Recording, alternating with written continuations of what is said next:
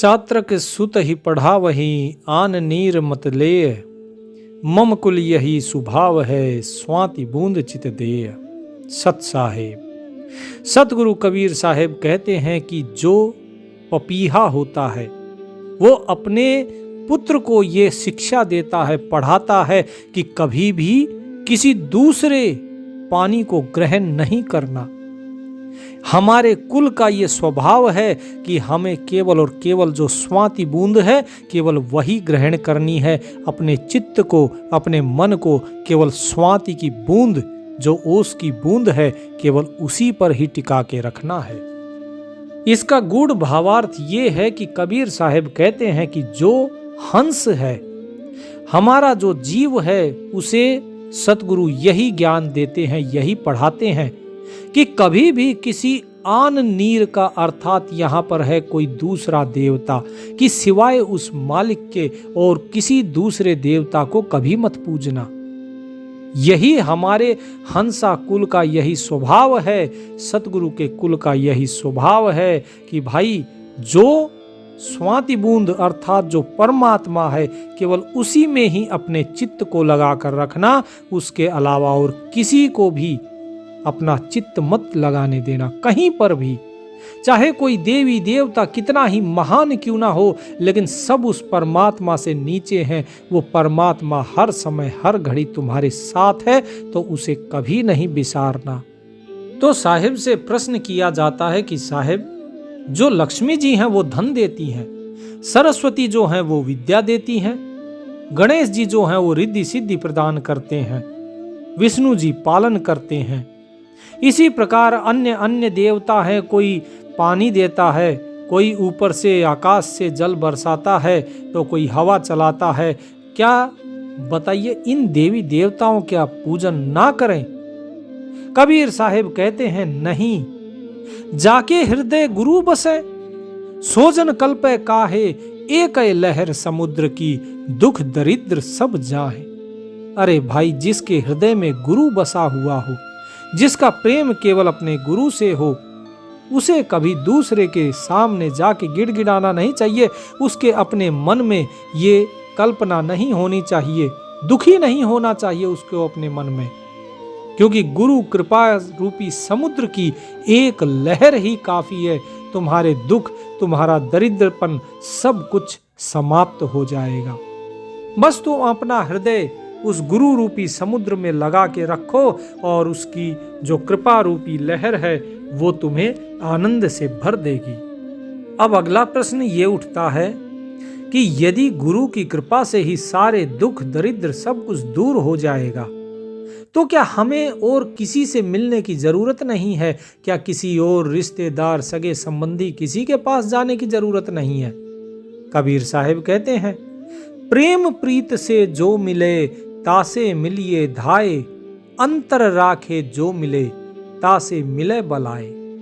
कि यदि किसी के हृदय में प्रेम है, तुम्हारे प्रति प्रीत है, सच्चा प्रेम है, तो उससे दौड़ कर जाके मिलो।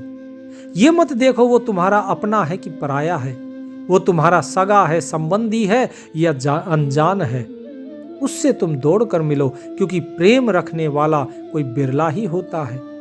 लेकिन जिसके मन में कुछ और है और ऊपर से प्रेम दिखा रहा है, जिसके चेहरे पे मुस्कान है, लेकिन जिसके हृदय में तुम्हारे प्रति वो सम्मान नहीं है, वो प्रेम नहीं है, बोले उससे नहीं मिलना चाहिए। उससे मिलना तो अपनी आपदा को स्वयं आमंत्रण देना है। इसीलिए ऐसे व्यक्ति से नहीं मिलना चाहिए। अब अगला प्रश्न ये है कि यदि अपनों से ना मिलें, अब जैसा कि साहिब ने कहा कि भाई चाहे अपना हो या पराया, जिसके मन में प्रेम हो केवल उसी से मिलना चाहिए। कभी कभार लोग नाराज भी हो जाते हैं, तो क्या हमें उनसे नहीं मिलना चाहिए? क्योंकि यदि कभी हम मुसीबत में फंस जाएंगे तो वही लोग तो हमें उस मुसीबत से निकालेंगे, तो क्या हम उनसे ना मिलें? तो कबीर साहिब कहते हैं कि हाथी अटका कींच में, काढ़े कोई समर्थ, कै निकसे बल आपने, कै धनी पसारे हथ। कि भाई देखो, यदि हाथी कभी कीचड़ में फंस जाए, यदि हाथी कीचड़ में फंस जाता है तो उसे कोई समर्थ ही निकाल सकता है, जिसके अंदर सामर्थ्य हो उसे निकालने की।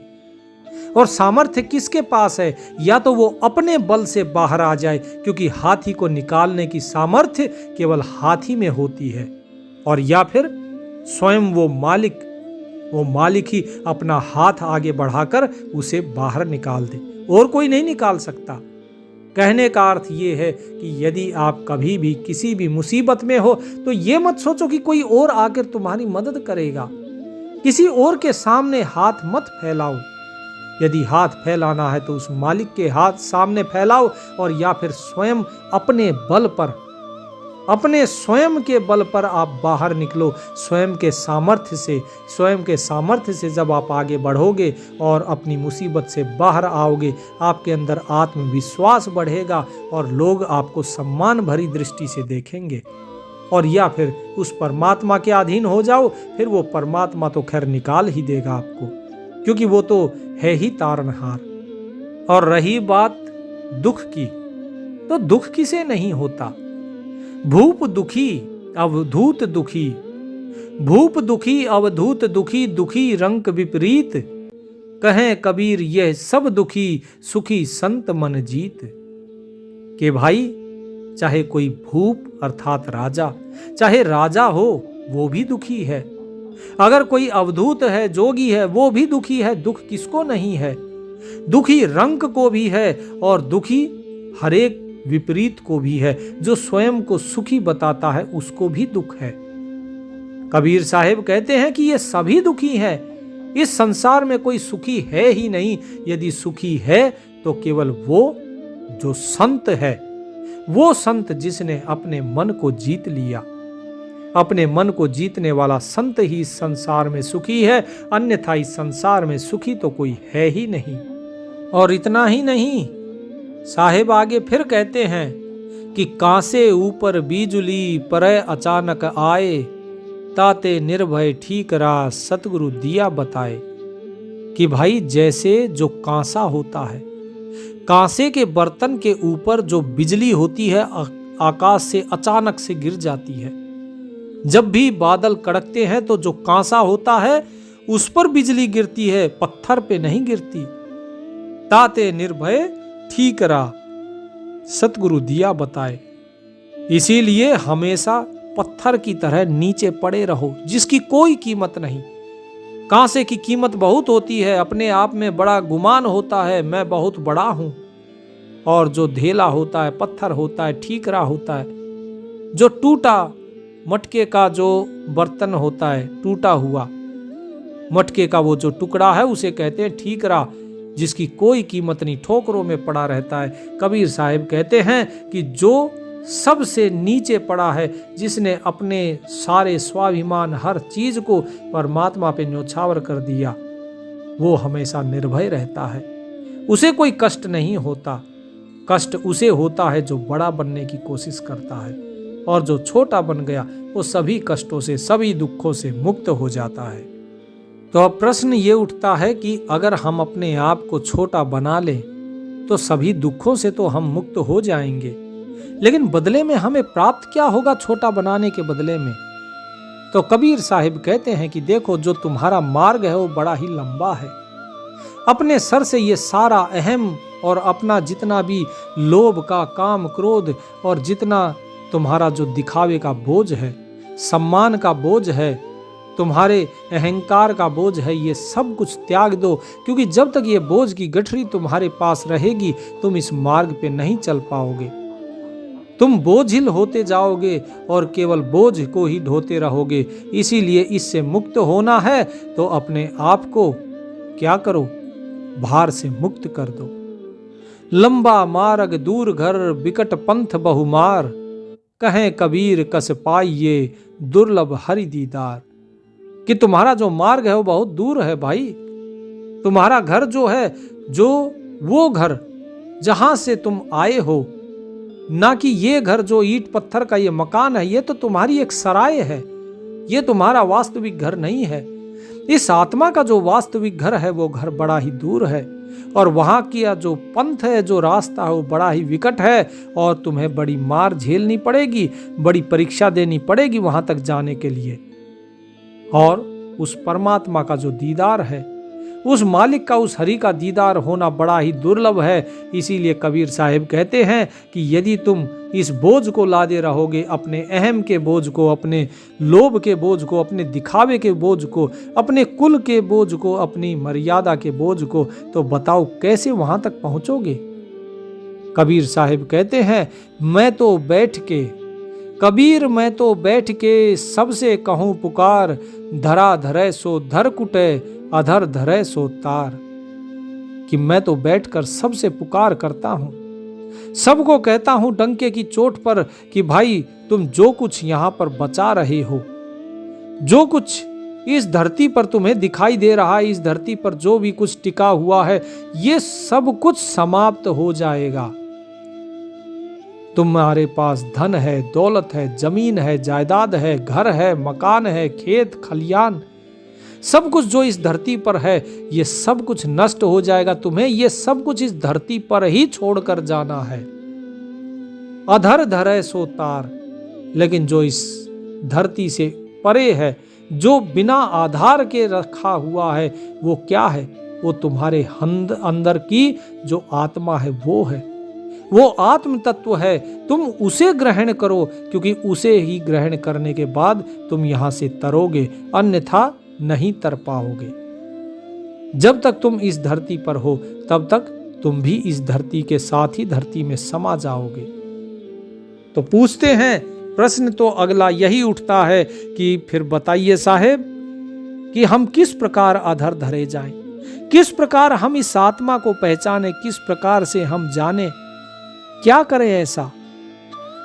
कबीर साहिब कहते हैं कि जो तुम्हारा मन बाहर बिखरा हुआ है, उसे समेट कर अपने अंदर कर लो, उसे घेरो अपने मन को, क्योंकि तुम्हारा मन जो है, एक जो उद्दंड जो घोड़ा होता है, उसकी तरह, बिना लगाम के घोड़े की तरह इधर उधर भाग रहा है। उसे पकड़ो, उसको अपने वश में करो, उसके बाद ही तो इस आत्मा की तरफ बढ़ोगे। अभी तो ये घोड़ा जिधर दौड़ रहा है, तुम इसके पीछे पीछे दौड़ रहे हो। हेरत हेरत हे सखी, हेरत गया हिराए, बूंद समानी समुद्र में, सोकित हेरी जाए। कि धीरे धीरे घेरते घेरते हे सखी, जो घेरने वाला था वही घिर गया। अर्थात धीरे धीरे धीरे धीरे सब कुछ समेटते हुए, घेरना मतलब कि ये जो मन इधर उधर भाग रहा था, इस मन को घेरते घेरते घेरते घेरते, और जो घेरने वाला जो मैं था, वो स्वयं ही घिर गया। और जब घिरा और अपने अंदर चला, तो ये बूंद रूपी जो जीव है, ये उस परमात्म रूपी समुद्र के अंदर गया। और जब समुद्र में समाया, तो फिर बताओ, अब उस बूंद को तुम कहां ढूंढोगे, कहां से घेरोगे, क्योंकि अब वो बूंद समुद्र बन चुकी है। हेरत हेरत हे सखी, रहा कबीर हिराए, समुद्र समाना बूंद में, सोकित हेरा जाए। कि घेरते घेरते हे सखी, ये कबीर स्वयं ही घिर गया उस परमात्मा के प्रेम में। अब वो परमात्मा, वो समुद्र ही इस कबीर रूपी बूंद के अंदर समाया हुआ है। अब बताओ तुम इस बूंद को कहाँ ढूंढोगे और कहाँ उस समुद्र को ढूंढोगे, क्योंकि ये बूंद और ये समुद्र दोनों एक हो गए, जैसे ये कबीर और वो राम दोनों एक हो गए हैं। क्योंकि ये कबीर तो एक बूंद है और परमात्मा वो पूरा समुद्र है, पूरा सागर है। और इस चीज को हर कोई नहीं जान पाता कि ये कबीर उस राम के साथ एक हो गया। बूंद समानी समुद्र में, सो जाने सब कोय, और समुद्र समाना बूंद में, जाने बिरला कोय। कि वो बूंद जो है, वो इस समुद्र के अंदर समा जाती है। ये तो हर कोई जानता है, हर ज्ञानी तुम्हें बता देगा कि हाँ भाई, ये आत्मा परमात्मा में मिल जानी है, जीव जो है उस पीव में मिल जाना है। लेकिन वो समुद्र जो है वो बूंद में समा जाए, ये तो कोई बिरला ही जान सकता है। अर्थात वो परमात्मा हर एक जीव के अंदर है। बूंद कौन है? जीव। और समुद्र कौन है? वो परमात्मा। कि वो परमात्मा हर एक जीव के हृदय में बैठा हुआ है, कण कण में वही व्याप्त है। लेकिन इस बात को कहते सब हैं, लेकिन इसे जानता कोई बिरला ही है, क्योंकि सुनने में और जानने में बहुत फर्क होता है। एक समाना सकल में, कि सभी के अंदर वो एक ही समाया हुआ है। एक समाना सकल में, सकल समाना ताहे, कहें कबीर समाना बुझ में जहां दूसरा ना है। क्या कहा? कबीर समाना बूझ में जहां दूसरा ना है, कि एक वो परमात्मा है, वही सब के अंदर समाया हुआ है। और सकल अर्थात ये सब कुछ जो है समानता है, और ये सारा सब कुछ जो ब्रह्मांड चर अचर जो भी दिखाई दे रहा है, ये सब कुछ उस परमात्मा के अंदर ही समाया हुआ है। अर्थात परमात्मा इस सब के अंदर समाया है और ये सब कुछ परमात्मा में समाया हुआ है। फिर क्या कहते हैं? कबीर समाना बूझ में जहां दूसरा ना है, कि ये जो कबीर है, ये कबीर कहते हैं मेरी बात सुनो, कि इस चीज को कौन समझेगा, इस समाने को कौन समझेगा कि कौन किस में समाया है। असल समझ तो तब आएगी जब व्यक्ति एक के साथ एक हो जाए, तब कोई दूसरा नहीं। अर्थात जब मनुष्य के अंदर का द्वैत भाव खत्म हो जाता है, समाप्त हो जाता है, तभी लोग ये समझ सकते हैं कि वास्तव में कि कौन किस में समाया है। लेकिन जब तक ये द्वैत है, तब तक कोई नहीं समझ पाएगा। गुरु नहीं चेला नहीं, नहीं मुरीद नहीं पीर, एक नहीं दूजा नहीं, बिल में तहां कबीर। कबीर साहब कहते हैं कि भाई देखो, ये सब कुछ उस परमात्मा में समा गया, ये सारा जगत, और वो परमात्मा सारा इस सारे जगत में समाया हुआ है। एक ही है सब कुछ, दूसरा कुछ है ही नहीं। दूसरा अगर तुम सोचते हो कि तुम कुछ और हो, ये संसार कुछ और है और परमात्मा कुछ और है, तो फिर तुम गलत सोचते हो। ना कोई गुरु है, ना कोई चेला है, ना कोई मुरीद है अर्थात कोई प्रशंसक है, और ना ही कोई पीर है, ना ही एक है ना दो है। तो कबीर साहिब कहते हैं कि मैं वहां पहुंचा हुआ हूं जहां गुरु नहीं, चेला नहीं, पीर नहीं, फकीर नहीं, मुरीद नहीं, एक नहीं, दो नहीं, कुछ नहीं है। इन सब से परे जो स्थिति है, उस स्थिति में ये कबीर पहुंचा हुआ है। और जब व्यक्ति उस स्थिति में पहुंचता है, तभी उसे मुक्ति मिलती है, तभी उसे मोक्ष मिलता है, उससे पहले नहीं।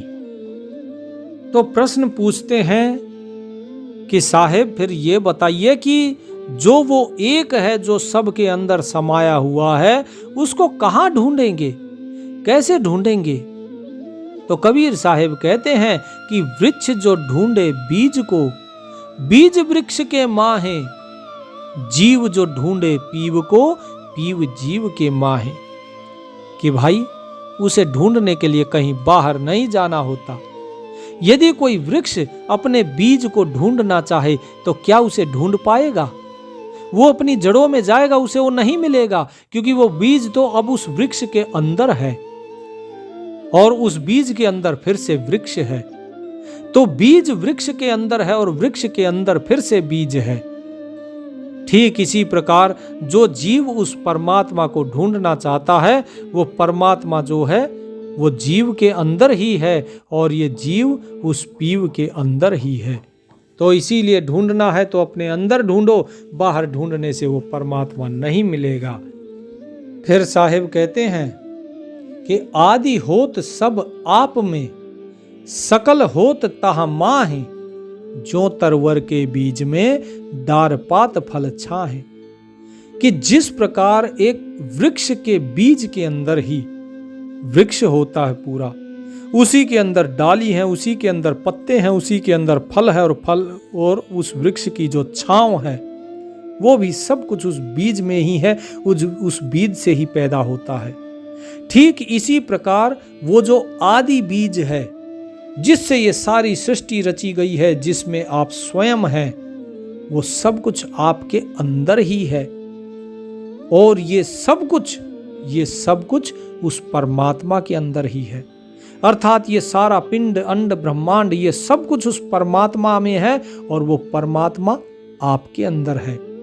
ठीक इसी प्रकार जैसे बीज के अंदर ही डाल, पात, फल, छांव सब कुछ होता है। तो क्या करना चाहिए फिर? कबीर साहिब कहते हैं तो फिर केवल एक ही काम करना चाहिए आपको कि आप जो ये भजन बंदगी बाहर जाकर करते हैं ये सब मत करो। आप ध्यान से सुनो आपको क्या करना है। खुल खेलो संसार में बांध न सके कोई, घाट जगाती क्या करे जो सिर बोझ न होए। कि तुम इस संसार में खुलकर खेलो। जिस प्रकार एक खिलाड़ी खेल खेलता है, वो खिलाड़ी ये जानता है कि जो मैं खेल रहा हूं वो केवल एक खेल है। इस खेल में जीत हो हार हो उससे कोई मतलब नहीं, वो खिलाड़ी केवल खेलने से मतलब रखता है, क्योंकि जीत और हार उसके बस में नहीं होती, वो केवल अपनी पूरी शक्ति से खेलता है। तो कबीर साहिब कहते हैं कि इस संसार में रहकर आप भी खुलकर खेलो। खुलकर खेलने का अर्थात क्या है? यानी कि बंधन में बंध के मत खेलो। बांध न सके कोई, तो तुम्हें कोई बांध भी नहीं सकेगा। अब खुलकर खेलने का अर्थ क्या है? खुलकर खेलने का अर्थ है कि ज्ञानी बनकर खेलो, ज्ञान के साथ खेलो, कि तुम भी स्वयं को ये जानो कि ये जो सारा जगत है, मैं इस सारे जगत में एक खेल खेलने के लिए आया हूं, एक नाटक करने के लिए आया हूं, और इस रंगमंच की एक कठपुतली मात्र हूं मैं, और साक्षी बनो उसके। जिस प्रकार खेल खेलने वाला ये जानता है कि मैं वास्तव में इस खेल का एक पात्र हूं और कुछ नहीं, वो उस खेल से कुछ चाहता नहीं है, वो केवल अपना खेल खेलता है। अब एक तरीके से आप ये ले लीजिए कि खेल माने कोई नाटक। खेल का मतलब कोई नाटक, कि नाटक जब कोई करता है तो उसमें अपना रोल निभाता है, अपना पात्र निभाता है।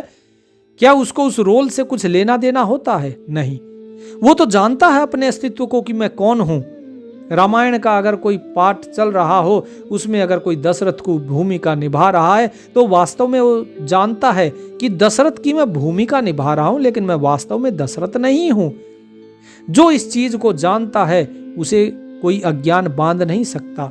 ठीक इसी प्रकार जो व्यक्ति ये जानता है कि मैं केवल इस संसार में अपना जो रोल मुझे दिया गया है, जो मुझे कार्य दिया गया, मैं केवल वो कर रहा हूं, तो ऐसे व्यक्ति को कोई भी माया बांध नहीं सकती। साहिब कहते हैं, घाट जगाती क्या करे जो सिर बोझ न होए। और जब आपके अंदर ये भाव आएगा कि मैं मात्र एक दृष्टा हूं, या मैं मात्र इस खेल को खेलने वाला एक खिलाड़ी हूं, और मुझे केवल ये खेल खेलना है, उससे आपको कोई लेना देना नहीं है, कोई हानि लाभ इस चीज का कोई आसक्ति नहीं है आपके मन में, तो कबीर साहिब कहते हैं तो फिर तुम थकोगे नहीं, क्योंकि तुम्हारे सिर पे फिर कोई बोझ नहीं है कर्ता का।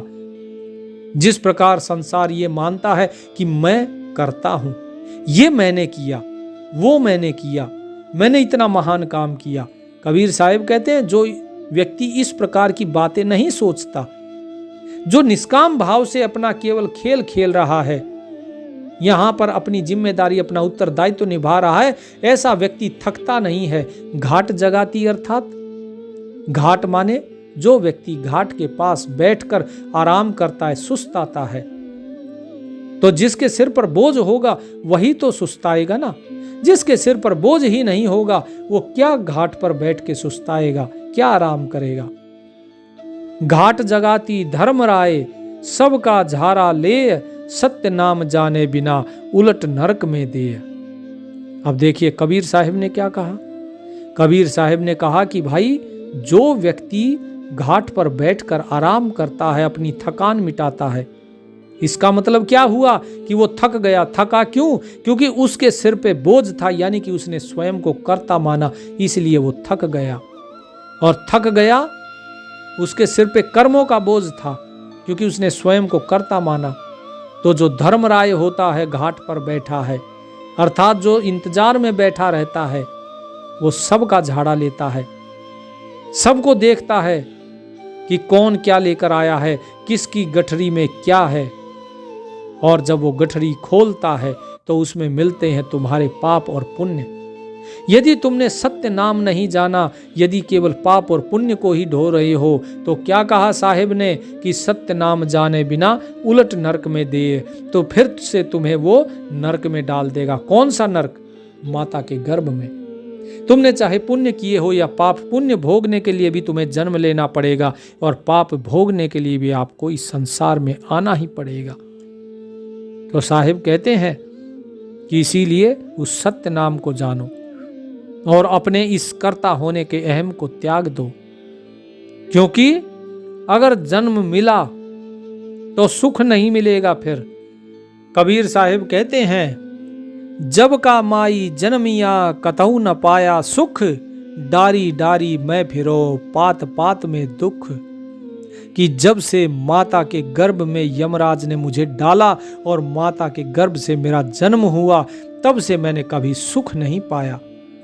मैं दौड़ता ही रहा हूं और केवल जहां जहां जिस जिस डाली डाली और पात पात में दुख, यानी कि जिस जिस रास्ते पर मैं चला हूं, जिस जिस जगह पे मैं गया हूं, मुझे केवल और केवल हर पल हर क्षण दुख ही दुख मिला है। चाहे मैं किसी भी परिस्थिति में हूं, मैं किसी भी, चाहे यौवन में हूं, बुढ़ापे हूं, जवानी में हूं, मुझे केवल और केवल दुख ही मिला है।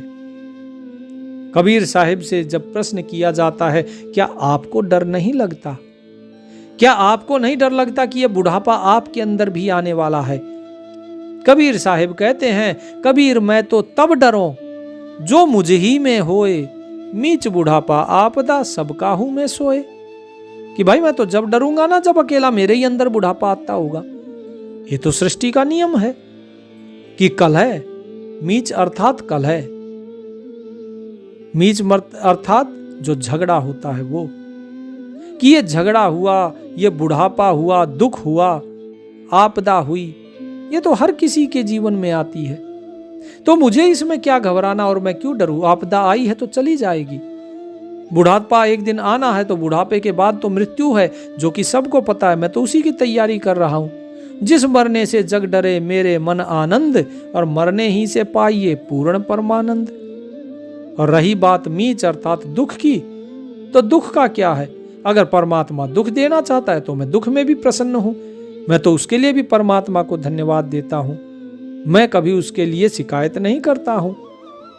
कबीर हम चाले सुख ढूंढने, आगे मिलिया दुख, जाहू सुख घर आपने, अब मैं जानो और दुख। कि अब दुख मिल गया तो भाई हम दुख के साथ प्रीत निभाएंगे। जाओ सुख तुम अपने घर जाओ। तो मुझे दुख से कोई दिक्कत नहीं। कबीर साहिब कहते मैं नहीं डरता इन चीजों से। 7 द्वीप 9 खंड में 3 लोक ब्रह्मांड, कहें कबीर सबको लगे देह धरे का दंड। कि भाई तुम डरते क्यों हो? जब मैं नहीं डर रहा तो तुम क्यों डर रहे हो? लोग कहते हैं, बोले जी ये देह है, ये परेशान करती है, इसमें दर्द होता है, इसमें चोट लगती है, जरा व्याधि ये सब लगे रहते हैं। कबीर साहिब कहते हैं, अरे सबको लगते हैं भाई, तुम्हें अकेले को नहीं लगते हैं। ये सब कुछ क्यों लगा है पता है? ये तुमने जो देह धारण करी है इसका दंड है। ये देह जिसने धारण करी उसको दंड तो सहना ही होता है, क्योंकि तुमने कर्म ही ऐसे किए थे और उसके कारण अब तुम्हारी आसक्ति है इस देह में, तो तुम इस देह को बचाने की कोशिश करते हो, लेकिन ये बचेगी नहीं। ये सबको लगते हैं ये सारे रोग, ये सभी के साथ होता है, तुम अकेले के साथ नहीं होता। 7 द्वीप 9 खंड में और तीनों लोकों में, ब्रह्मांड में कोई भी ऐसा नहीं है, कोई भी देवी देवता, त्रिदेव, ब्रह्मा विष्णु महेश गणेश सुरेश देवी जितनी भी है, कोई भी तो ऐसा नहीं है जिसे दुख नहीं होता हो। कोई ऐसा नहीं है जिसकी देह में कष्ट नहीं होता हो। कोई ऐसा नहीं है जो जरा व्याधि से मुक्त हो। अमर कोई नहीं, सभी का समय है, मृत्यु सभी को निगल लेगी। तीनों लोग जो है वो काल के गाल में है, ये सारा ब्रह्मांड काल के गाल में है, कोई नहीं बचने वाला। तो तुम क्यों डरते हो? देह धरे का दंड है, सब काहू को होए, ज्ञानी भुगते ज्ञान कर, अज्ञानी भुगते रोए। जब प्रश्न करते हैं तो फिर हम क्या करें? कैसे इस जो देह के जो कष्ट हैं इनसे कैसे मुक्ति पाएं? कबीर साहिब कहते हैं इन्हें भोग लो, और परमात्मा का धन्यवाद कर दो, क्योंकि ये तो तुम्हारे देह धरने का दंड है भाई, तुम्हारे कर्मों का दंड है, इसी कारण तुमने देह धारण करी। ये तो सबके साथ होता है। हाँ, बस फर्क इतना है, जो ज्ञानी व्यक्ति होता है वो अपना दंड भोगते हुए भी परमात्मा का सुमरन करता है। वो अपने ज्ञान के द्वारा अपने इस भोग को भोगता है, और अज्ञानी जो है वो रोते हुए भोगता है कि हे प्रभु, मैंने ऐसा क्या किया जो मेरे साथ ऐसा हुआ, मुझे इतना कष्ट क्यों हो रहा है, मेरे साथ ही ये दुख क्यों पीछे पड़े हुए हैं। जबकि जो ज्ञानी होता है वो परमात्मा का नाम सुमरन करता है, उसका धन्यवाद देता है कि हे प्रभु, तेरा लाख लाख धन्यवाद कि तूने ये कष्ट भी मेरा उतरवा दिया। कबीर साहब कहते हैं कि भाई, तुम केवल और केवल परमात्मा का सुमरन करो और कुछ नहीं। अब परमात्मा का सुमरन कैसे करें? साहिब कहते हैं, एक वस्तु के नाम बहु। क्या नाम है उस परमात्मा का? बोले बहुत नाम है। एक वस्तु के नाम बहु, लीजे वस्तु पिछान, नाम पक्ष नहीं कीजिए, सार तत्व ले जान। कि भाई देखो, उस परमात्मा का क्या नाम है, तुम ये पूछते हो।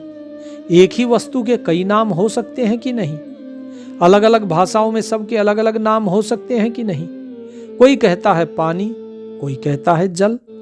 अब बताइए, कोई कहता है नीर, अलग किसी भाषा में कुछ और कहते होंगे। अलग अलग भाषा में एक ही पानी के अलग अलग नाम हैं। तुम वस्तु को पहचानो, तुम इन शब्द जाल में ना पड़ो। बहुत नाम है उस परमात्मा के, अनेकों नाम है। उस एक ही वस्तु के जैसे अनेकों नाम है, इसी तरह परमात्मा भी अपने गुणों के कारण अनेकों अनेक नाम धारण करके आता है। तुम केवल उस वस्तु को पहचान लो, जो मूल तत्व है तुम उसे जानो। नाम पक्ष नहीं कीजिए, नाम का पक्ष मत लो कि ये नाम सही है, वो नाम गलत है, ये नाम ठीक, वो नाम ठीक ना। तुम नाम के पीछे मत पड़ो, उस सार जो है ना, उस सार तत्व को जानो। जब उस सार तत्व को जान लोगे भाई, अगर मान लो तुम कबीर को जानना चाहते हो, तुम सिर्फ कबीर का तो और भी अनेकों नाम है, जरूरी तो नहीं कि कबीर को ही जानोगे। कोई कबीरा बोलता है, कोई कुछ बोलता है, कोई कुछ बोलता है, लेकिन वास्तव में बोल तो मुझे ही रहे हो ना। अगर मुझे जान लिया तो फिर मेरे नाम से क्या मतलब? तुम्हें मेरे से काम है कि मेरे नाम से काम है? लोगों ने कहा कि साहिब हमें आपसे काम है। बोले तो ठीक है, मुझे पहचानो। ठीक इसी प्रकार तुम्हें परमात्मा के नाम से काम है कि तुम्हें परमात्मा से काम है? परमात्मा के साथ एक होना है तो परमात्मा को जानो। नाम के पीछे क्यों भागते फिरते हो? नाम तो स्वयं ही तुम्हें पता लग जाएगा। जब परमात्मा, तुम जब पैदा हुए थे, जब तुम्हारा कोई नाम था क्या? कोई नाम नहीं था। जब पैदा हुए तब कोई नाम नहीं था, बाद में संसार ने ये नाम रखा है। ठीक इसी प्रकार जो परमात्मा अजन्मा है, अविनाशी है, जो केवल और केवल अकेला था, उससे पहले कोई नहीं था और उसके बाद भी कोई नहीं है। बताइए उसका नाम रखने वाला कहां से आएगा? अर्थात ये जितना भी नाम है ये सब कुछ किसी और का रखा हुआ है, और जब किसी और ने ये नाम रखे हैं तो तुम परेशान क्यों होते हो? फिर ये नाम के पीछे ना भागो, उस जो नामी है उसके पीछे भागो। उस सार तत्व को जानो, तभी कल्याण होगा। सब काहू का लीजिए, साचा शब्द निहार, पक्षपात नहीं कीजिए। कहे कबीर विचार कि भाई कोई भी कुछ भी नाम लेता रहे, तुम सभी को जाने दो, सबको छोड़ दो। सबका जो सच्चा शब्द है उसको जानो। तुम तो नाम के पीछे पड़ जाते हो। कोई कहता है राम भगवान है, बोले ना जी राम राम जपेंगे। कोई कहता है ना कृष्ण कृष्ण जपेंगे। कोई कहता है नहीं हम कुछ और जपेंगे, कोई कुछ और जपेंगे। लेकिन उस सार वस्तु को कोई नहीं जानता। और कबीर साहिब की ये बात भी बिल्कुल अक्षरशः सही है, क्योंकि श्री कृष्ण ने गीता में स्वयं कहा कि अहम आत्मा गुणाकेश सर्वभूतानाम सयस्थिता, अहम आदिश्च मध्यश्च अहम अंतेव च, कि मैं सभी भूतों का आदि अंत मध्य हूं। लेकिन मैं कौन हूं? अहम आत्मा, कि मैं वो आत्मा हूं जो सब जीवों के अंदर, सभी भूतों के अंदर स्थित है। लेकिन वास्तव में उस आत्मा को छोड़ के लोगों ने जो शरीर है उस शरीर की मूर्तियां बना के पूजना शुरू कर दिया। तो जो सार तत्व था उसे तो नहीं पहचाना ना। लेकिन कबीर साहिब यहां कहते हैं कि तुम उस नाम को छोड़ दो, वो कृष्ण कृष्ण क्या जप रहे हो, उसको जपने से थोड़ी कुछ होगा, राधे राधे को जपने से कुछ नहीं होगा। जो सार तत्व है उसे तो तुमने जाना ही नहीं। तो उस सार तत्व को जानो तभी कुछ बात बनेगी। अगर उस सार तत्व को नहीं जाना तो कोई बात नहीं बनेगी। तो कबीर साहिब कहते हैं इसीलिए किसी के साथ पक्षपात मत करो कि भाई ये बड़ा है, ये छोटा है, ये सही है, वो गलत है। नहीं, सार तत्व को जानोगे तो तुम्हारा ये भ्रम दूर हो जाएगा कि सही कौन है और गलत कौन है।